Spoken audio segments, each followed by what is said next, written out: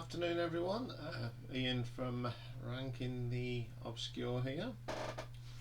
This is not such much of an obscure one, it's just a newish band that I really like.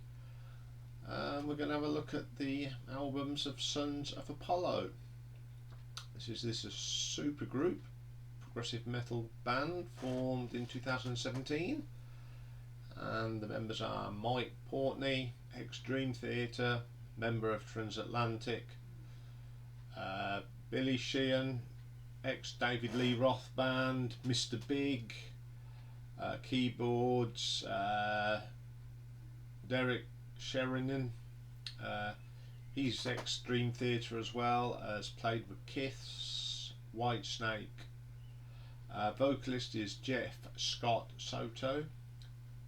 Sang with Uri, never get his name right, Uri Vine Malstein, apologise if I got it wrong, on two of his solo albums. And guitarist is Ron Bumblefoot Thal, ex Guns N' Roses, and he's actually part of the New Asia lineup. And he performed at the John Wetton tribute. He's also performed with Lita Ford. So they've only released 2 studio albums, so I'm going to rank them, but I'm also going to mention their live album because it's worth a mention.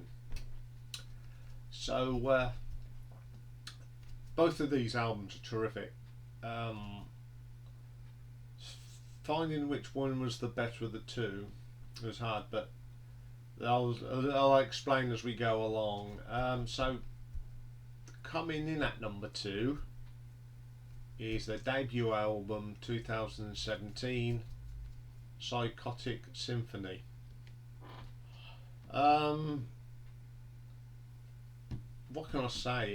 It's just a brilliant album from a bunch of guys that have played a lot of gigs and been on a lot of albums. Starts off with a song called God of the Sun. This is a very brave move to start your first song of your new album from a new band with an 11-minute epic, but God, do they pull it off. It starts off with this Middle Eastern feel to it. You've got Portney and Bumblefoot really combining well, give it that mystique, and then it goes into a great rock track, typical prog metal. What a way to start an album. Then we have Coming Home. The keyboard start. This is terrific. Sheridan, he's a fantastic keyboard player. It's got Jeff Soto's vocals are growling, and you got Billy Sheehan's driving bass on this. Again, terrific track. Third track on the album, Signs of Time. Great heavy progressive metal track, that's all I'll say. Everyone performs brilliantly on this, no complaints there. Then we get to number 4 track, Labyrinth. This is the best song on the album. It's straight out of the Dream Theater way of doing things. Brilliant track. Best performance by Mr. Portney. He is such one drummer. Can turn his hand to anything. Probably one of the best drummers in the business now. I'd say he is the best. He's just an amazing drummer. Really heavy. Great track. I think I'm going to put this on my playlist. I'll put the live version, I think, because the live version's terrific. Track 5 is Alive. This is a slower tempo rock song, but it still rocks absolutely. Outstanding guitar solo from Bumblefoot. It's what he's such a great guitar player. Then we get a track called Lost in Oblivion. Love the start of this. those keyboard swirls from Derek Sheridan, unbelievable. And then Bumblefoot throws in an absolute killer of a solo. Good track. Then we get a little instrumental keyboard improv. It's called Figaro's Whore. Basically, it's just Hammond organ. Absolutely awesome. I love the Hammond organ. It's what rock music was made for, Hammond organ. That's about a minute long, and then it goes straight into Divine Addiction. Of course, it goes straight into more Hammond organ. This is just all the way through the track. Then you get this drive-in riff that you have this Middle Eastern feel to it again, and it's also very Deep Purple in places. Absolutely brilliant song. And the album ends with a instrumental, 12 minutes long, Opus Maximus. This is everything you need for a prog metal instrumental. The whole band are absolutely on fire. You've got everything you need. You've got the little quiet bits, you've got the brilliant bit of drumming in it, you've got swirling guitar, thumping bass, imaginative keyboard structures. Terrific track. For a debut album, terrific. So okay, coming in at number 1, and the reason why, although I love the first album, this is just a tad better. The songs are really a little bit heavier, and I think they're starting to get where they're going to go.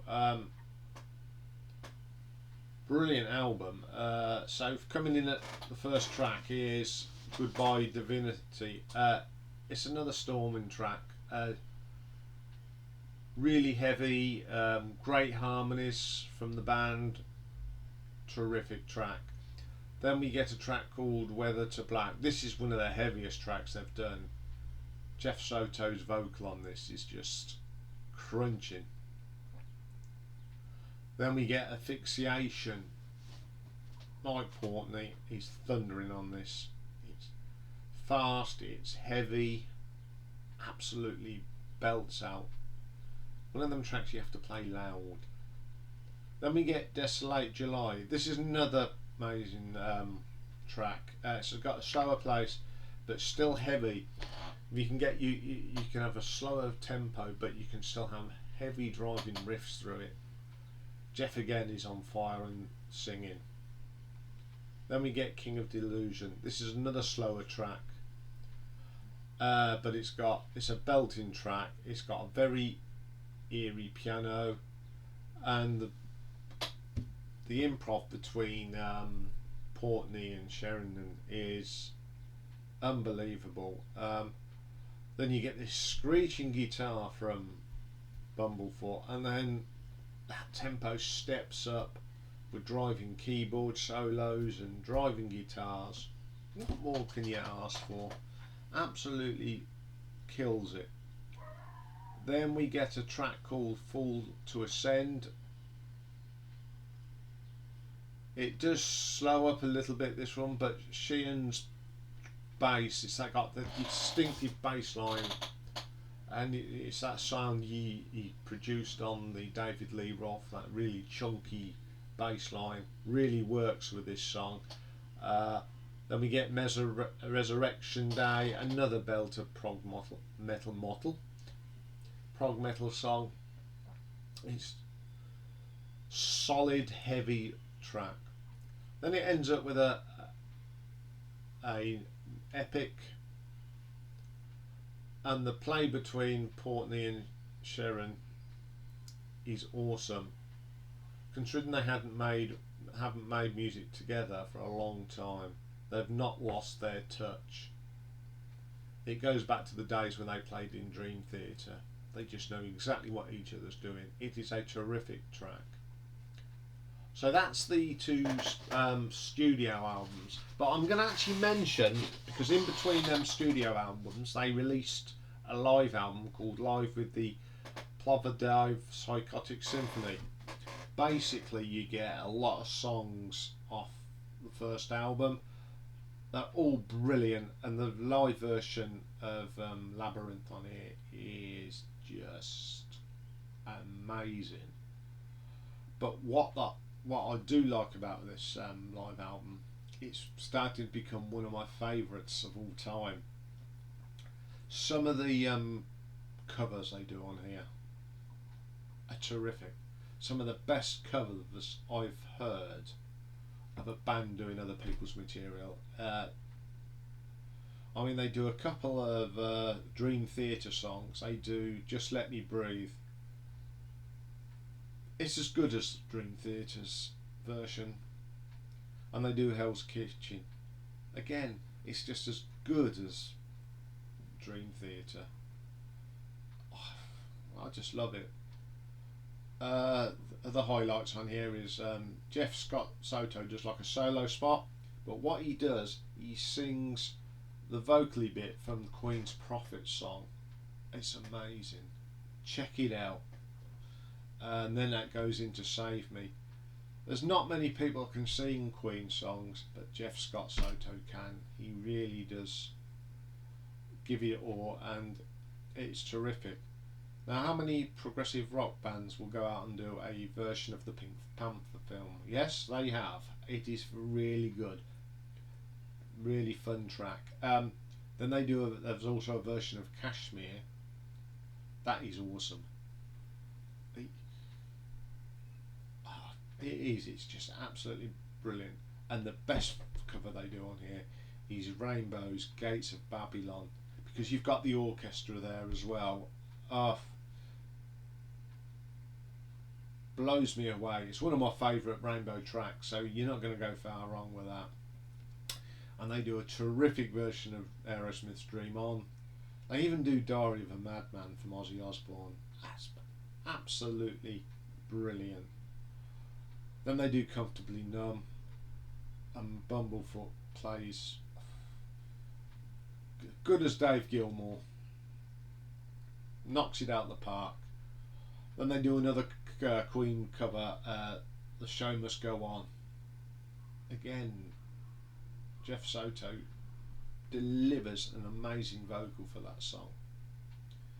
And they, the last but one track on the album is the classic And the Cradle Will Rock from Van Halen.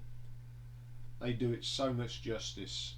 Absolutely cracking live album. It's a long one, but boy is it, from start to finish, it is brilliant. If you haven't brought any of these albums yet, I would go out and buy them. If you like Dream Theater, you're going to like these. So that's another episode done. If you want to make any comments, feel free. Subscribe, and I'll see you all soon. And someone's asked about XTC. Yes, it's in the pipeline. I've got 12 albums to check out, so I'm actually in the process of listening to some albums I haven't heard for a little while. So for that person that says XTC, yes, it's coming, so watch this space. So take care for now, and I'll see you all very shortly.